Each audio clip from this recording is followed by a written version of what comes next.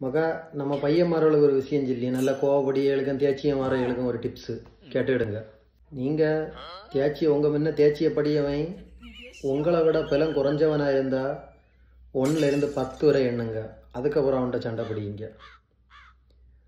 அது போயிட்டு உங்கள்கிட்ட தேய்ச்சிய படியவன் உங்கள் ஈக்குவல் பலமாக உள்ளவன்னா 1லேருந்து 100 வரை எண்ணுங்க. எண்ணிக்கிட்டு அதுக்கப்புறம் சண்டை பிடிங்க. திரும்ப 3வது உங்கள்கிட்ட தேய்ச்சிய படியவன் உங்களை விட பலம் கூடுதல் உள்ளவன்னா ஒரு 200 வரை எண்ணுங்க. சரியா?